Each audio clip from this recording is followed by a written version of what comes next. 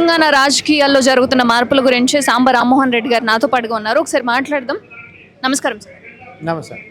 Sir, ఏం జరుగుతుంది అసలు? కాళేశ్వరం ప్రాజెక్టులో ఓ పక్క కాంగ్రెస్ పార్టీ ఇదంతా నడిపిస్తుందని అంటున్నారు. అండ్ ప్రజలకు ఉద్దేశించి బీఆర్ఎస్ పార్టీలోనే ఈ అవకతవకలు అన్నీ జరిగాయి, హరీష్ రావు అండ్ సంతోష్ రావులే ఇవన్నీ చేశారని చెప్పి కవిత మాట్లాడడము, ఆమె సస్పెన్షన్ అవ్వడము అండ్ రాజీనామా అవ్వడం కూడా జరుగుతుంది.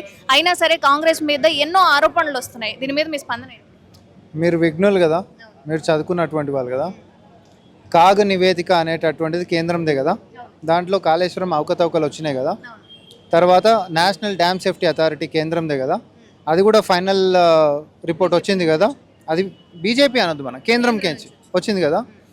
మూడోది పీసీ ఘోష్ కమిషన్ అని అంటే జ్యుడిషియల్ కమిషన్ అంటే ఏంది, న్యాయ విచారణ లెక్క జరుగుతుంది. దాని ఫైనల్ రిపోర్ట్ కూడా వచ్చింది. తర్వాత విజిలెన్స్ కమిషన్ వచ్చింది. ఇన్ని రిపోర్ట్లు మీరు ఒకసారి గిట్ట తిరిగేస్తే అన్ని ప్రశ్నలకు జవాబులు ఆ రిపోర్ట్లలోనే ఉన్నాయి. ఎందుకంటే ఆది నుంచి కుంగడం దాకా బీఆర్ఎస్ పార్టీ నేతల యొక్క అవినీతి దాహం ఏదైతే ఉందో చాలా స్పష్టంగా దాంట్లో కనిపిస్తుంది. క్వాలిటీలో కాంప్రమైజ్ అయ్యారు, ప్లానింగ్లో, డిజైన్లో, కన్స్ట్రక్షన్లో, క్వాలిటీలో, నీకు ఆపరేషన్స్ అండ్ మెయింటెనెన్స్లో ఎక్కడ ఒక నీతిగా నిజాయితీగా పనిచేసినటువంటి దాఖలాలు లేవు. అట్లా 1,00,000 కోట్లని ఈరోజు గంగల పోసి మన నెత్తి మీద మాత్రం నెల నెలకి అప్పు పెట్టి, అది ఇంకొక 25 సంవత్సరాలు మీ కర్మ, మీరు సావండి అని చెప్పి మన నెత్తి మీద అప్పు పెట్టి పోతే వదిలేద్దామా? ఇన్ని విచారణలు దేనికోసం జరిపించినాం? చర్యలు తీసుకుందామని. కానీ ఇన్ని విచారణలు జరిపిస్తున్నా ఏడాది అయిపోయింది చర్యలు తీసుకుంటలేరు. మీరు కేసీఆర్ని, కల్వకుంట్ల కుటుంబాన్ని కాపాడే ప్రయత్నం చేస్తారని పదే పదే కేంద్ర మంత్రులు అయినటువంటి కిషన్ రెడ్డి గారైనా, బండి సంజయ్ గారైనా, బీజేపీ రాష్ట్ర అధ్యక్షుడు రామచంద్రరావు గారైనా మీరు సిబిఐకి ఇవ్వాలి. సిబిఐకి ఇస్తేనే కాంగ్రెస్ పార్టీకి చిత్తశుద్ధి ఉంటున్నట్టు, కాళేశ్వరం అసలైనటువంటి దోషులు తెలంగాణ సమాజం ముంగట నిలబెడతాము, ఈ విచారణలతోటి కాదు చర్యలతోటి మొదలు కావాలని చెప్పి వాళ్ళే అన్నారు. మనము రిపోర్ట్లు వచ్చిన తర్వాత ఫిబ్రవరి ఎండింగ్లో ఎన్డీఎస్ఏ ఫైనల్ రిపోర్ట్ వచ్చింది. తర్వాత ఒక నెలన్నర ముంగటనే మనకు పీసీ ఘోష్ ఫైనల్ రిపోర్ట్ వచ్చింది.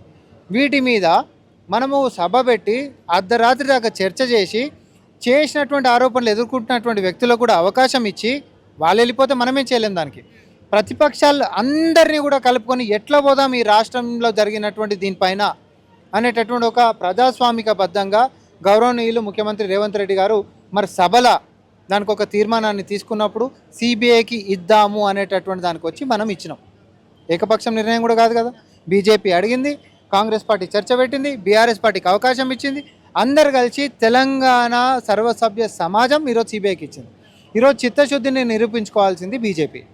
మీరు ఎంత నిరూపించుకుంటారో, ఏ చర్యలతోటి మీరు అడిగినట్టు మొదలు పెడతారు అనేటటువంటిది ఇప్పుడు మేము ప్రశ్నలు సంధించేటటువంటి సమయం కాబట్టి మేము అడుగుతాం, మీరు జవాబులు చెప్పండి. అంటే కవిత గారు ఆల్రెడీ అధికారంలో ఉన్నప్పుడే ఈ కాళేశ్వరం ప్రాజెక్ట్ అనేది నిర్మాణం జరిగింది. అలాంటి సమయంలో ఆమె ఏం మాట్లాడకుండా పార్టీ నుంచి బయటకు వచ్చిన తర్వాత కేవలం సంతోష్ రావు, హరీష్ రావు గారు ఇదంతా చేశారు, అందుకే ఇరిగేషన్ మంత్రిగా ఆయన తొలగించడం, మళ్ళీ ఇవ్వకపోవడం జరిగింది అని చెప్పి మాట్లాడారు. ఇప్పుడు కాళేశ్వరం మొదలైందైనా అంటే ప్రాణహిత చేవల కాంగ్రెస్ పార్టీ హయాం లేదు. రీడిజైన్ పేరుతోటి కాళేశ్వరం మొదలైందైనా మేడిగడ్డ, అన్నారం, సుందిల కుంగడమైనా జరిగింది బీఆర్ఎస్ హయాంలో. టీఆర్ఎస్లో మొదలైంది, బీఆర్ఎస్లో కుంగిపోయింది. సో కవిత గారు చెప్పినటువంటి దాంట్లో వాస్తవాలు లేకపోలేదు. ఎందుకు అనంటే హరీష్ రావు గారు ఇరిగేషన్ శాఖ మంత్రి లెక్క ఉంటున్నప్పుడు ఈ అతిపెద్ద కుంభకోణానికి దర్వాజాలు ఓపెన్ చేసిండ్రు, ఈ అతిపెద్ద కుంభకోణానికి పాల్పడ్డాడు, కేసీఆర్ని మోసం చేసిండు, వెన్నుపోటు పొడిచిండు, కాబట్టే హరీష్ రావుని ఆ యొక్క మంత్రిత్వ శాఖ నుంచి పక్కన పెట్టిండు మళ్ళీసారి గెలిచినప్పుడు అని చెప్పింది. ఇంటే నమ్మకంగానే ఉంది, మరి మనకు కూడా ఇంటే లోపల ఏం జరిగిందో మనకు తెలియదు. ఆమె ఉన్నన్ని రోజులు ఆమె కూడా ఏం చెప్పలేదు, ఎందుకంటే వాళ్ళందరూ కలిసే చేసిరు కాబట్టి.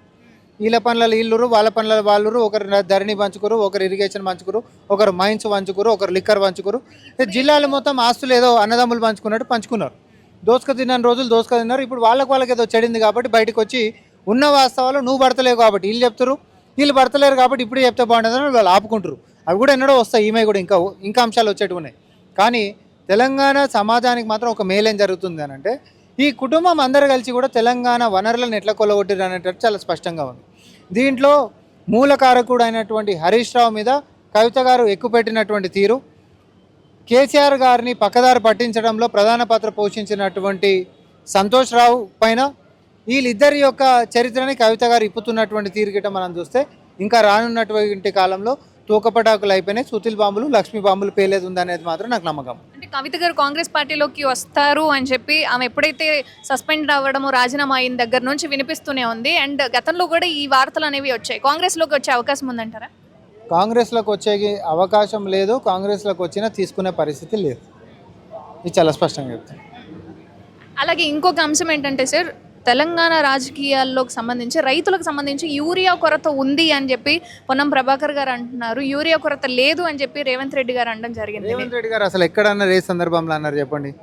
ఇప్పుడు ఇది ఒక మీడియా లైన్ ఏమైపోతుంది అంటే ఒకరు అందుకుంటే అందరు అందుకుంటారండి. రేవంత్ రెడ్డి గారు ఏ సందర్భంలో అసలు యూరియా కొరత లేదని అన్నాడు? ఏ సందర్భంలో అన్నారు చెప్పండి?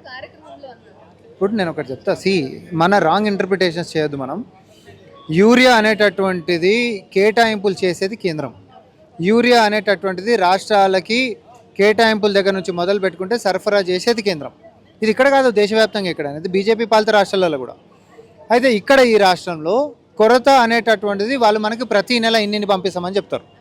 ఇన్నిని పంపించేటటువంటిది మనకు పంపిస్తలేరు. వాళ్ళు మనకు మొత్తం ఇచ్చింది 9.8 లక్షల మెట్రిక్ టన్నులు. అన్నీ కూడా మనకి ఇవ్వాల్సినటువంటి దఫాలుగా మనకి ఇస్తలేరు. ఇయ్యనప్పుడు ఏమవుతుంది? రైతులకు చేరాల్సినటువంటిది చేరకుండా ఉంటుంది. రాష్ట్రం మనమేమి ఉత్పత్తి చేయం, రాష్ట్రం మనమేమి సరఫరా చేయం. కేంద్రం ఇస్తే దాన్ని మనం సరఫరా చేస్తుంటాం. మన చేతిలో ఉన్నటువంటిది కాదు, ఇచ్చినటువంటి దాన్ని సరఫరా చేస్తూ ఉంటాం.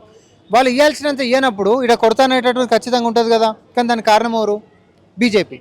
బీజేపీ అను. ఇక్కడ రాజమని కేంద్రం అన్నప్పుడు కూడా నాయకులే కదా నడిపిస్తుంది ఇక్కడ మాత్రం. సో బీజేపీ అనండి. కానీ ఇక్కడ కిషన్ రెడ్డి గారు కూడా ఒప్పుకున్నారు, దాన్ని రఘునందన్ గారు కూడా ఒప్పుకున్నారు. అవును, యూరియా కొరత ఉంది అనేటటువంటి వాస్తవం. జసేపు కేంద్రంలో ఉన్న కేంద్ర మంత్రి చెప్పినటువంటి కిషన్ రెడ్డి గారి మాటలనే తీసుకుంటే మరి దాని వైఫల్యం నీది కదా. రైతులు బీజేపీ నాయకుల యొక్క ఇండ్ల కాడ ముట్టడి చేసేటటువంటి పరిస్థితికి ఈరోజు వచ్చింది. రైతులు బీజేపీ కేంద్రం మీద దిష్టి బొమ్మలు తగలబెట్టేటటువంటి పరిస్థితికి ఈరోజు వచ్చారు. ఎందుకంటే కాంగ్రెస్ పార్టీ చేతిలో లేదనేటటువంటిది గతంలో అధికారంలో ఉంటున్నటువంటి కేసీఆర్ అయినా ఆ రోజు యూరియా కొరత ఉంటున్నప్పుడు అప్పుడు కూడా చెప్పులు ఉన్నాయి, అప్పుడు కూడా రైతులు లైన్లలో నిలబడ్డారు, అప్పుడు కూడా ఇబ్బందులు పడ్డారు, రాస్తా రోకలు జరిగినాయి, తర్వాత అన్నీ జరిగినాయి. కానీ ఇక్కడ ప్రజాప్రభుత్వంలో ఈ 20 నెలల్లో ఒక యూరియా తగ్గింది, యూరియా మనకు సరఫరా సరిగ్గా జరుగుతలేదు అని అంటే కేంద్ర మంత్రుల దగ్గరికి ఊకే పోయి దాన్ని ఫాలోఅప్ చేసినటువంటి చరిత్ర 10 నెలల కేసీఆర్కి ఉందా? ముఖ్యమంత్రి రేవంత్ రెడ్డి గారికి ఉంది. ఆ చిత్తశుద్ధి మాది. ఇక్కడ రైతులకు వస్తలేదు అని అంటే వాళ్ళ గురించి కొట్లాడేటటువంటి నైజం ఆయనకు ఉంది. కాబట్టి ప్రజాప్రభుత్వము రైతుల కోసం మేము ఢిల్లీకి పోయి కొట్లాడుతూ ఉన్నాం. కానీ బీఆర్ఎస్ పార్టీ ఢిల్లీ మీద కొట్లాడాల్సినటువంటిది రాష్ట్ర ప్రభుత్వం మీద కొట్లాడుతుంది. అంటే కేంద్రం యొక్క వైఫల్యాన్ని కప్పిపుచ్చనికే రాష్ట్ర ప్రభుత్వం మీద ఎందుకు కొట్లాడుతావు? నువ్వు చదువుకున్నాడువే కదా. తగ్గించి ఇస్తున్నటువంటిది వాళ్ళైతే, వైఫల్యం వాళ్ళదైతే నువ్వు వాళ్ళ మీద కొట్లాడాలి. నువ్వు మా మీద ఎందుకు కొట్లాడుతున్నావు? అంటే మీరు వాళ్ళు ఒకటి కాబట్టి వాళ్ళ ముఖాన్ని నువ్వు కాపాడాలి కాబట్టి వాళ్ళ మీద కొట్లాడతలేడు, మన మీద కొట్లాడుతాడు. మరి తెలంగాణ రాష్ట్రంలో కాంగ్రెస్ పార్టీ మీద యూరియా ఇవ్వట్లేదు అని చెప్పి నెగిటివ్ ప్రచారం అనేది చేస్తుంది ఎవరంటారు? నెగిటివ్ ప్రచారం బీజేపీ చేస్తుంది, వాళ్ళకి మద్దతుదారుడు బీఆర్ఎస్ చేస్తుంది. కానీ నిజాయితీగా చూపించేటటువంటి మీలాంటి మీడియా మాత్రం నిజాలు చెప్పండి అని మేము అంటా ఉన్నాం. కాంగ్రెస్ పార్టీ వాస్తవాలతో మేము ముందుకు వస్తూ ఉన్నాం. నిజాయితీ గల మీలాంటి మీడియా ఏం చేయాలి? కేంద్రం సరఫరా చేయాల్సినటువంటిది కొరత వస్తే రాష్ట్రాన్ని ఎట్లా అంటారని చెప్పి మీరు ఒక ప్రశ్న అడగండి. కిషన్ రెడ్డి గారు మీరు ఒప్పుకున్నారా లేదా కేంద్రం వైఫల్యం ఉందని అని అడగండి. రామచంద్రరావు గారు మీరు వకీల్ కదా, మీకు తెలియదా కేంద్రం సరఫరా చేస్తుందా రాష్ట్రం సరఫరా చేస్తుందా? ఒక్క ప్రశ్న ఏంటి? కేంద్రం చేస్తుంది అంటారు. మరి కొరత రాష్ట్రాన్ని ఎట్లా అంటారు? అప్పుడు అంటారు బ్లాక్లు అమ్ముకుంటారు అని ఒక లైన్ తీసుకుంటారు. బ్లాక్లు అమ్ముకుంటూ ఒక బైక్ పట్టుకుంటారా? ఎవడు అడ్డం పడ్డాడు? బీజేపీ వాళ్ళని ఎవరైనా అడ్డం పడ్డారా? బీఆర్ఎస్ వాళ్ళని ఎవరైనా అడ్డం పడ్డారా? ఇన్ని ప్రయత్నాలు చేస్తున్నా కూడా లైన్లల్లో ఈరోజు మాస్కులు వేసి రైతుల ముసుగులో వాళ్ళ కార్యకర్తలను పంపించి ముఖ్యమంత్రి గారిని అడ్డమైనటువంటి బూతులు తిట్టిపించి ఈరోజు రైతులలో ఏదో కొరత విపరీతంగా ఉంది అనేటటువంటి లైన్ని తీసుకొని పోయే ప్రయత్నాలు వాళ్ళు చేస్తుంటే నిజాలు మేము నీకు తెలిసినాం. నీ కార్యకర్తలు నీ సిరిసిల్ల నీ కార్యకర్తలని పంపించి నువ్వు చెప్పులు చూపించి వీడియోలు పెట్టించి సోషల్ మీడియాలో వైరల్ చేస్తే ఎవరిని బద్నాం చేద్దాం అనుకుంటున్నావు? నీ ఈపు చింతపండు అవుతుంది చెప్తున్నాం. రైతుల కోసము రైతుల కాళ్ళలో ముళ్ళు కూర్చుకుంటే కేసీఆర్ భాషలో చెప్తున్నాం.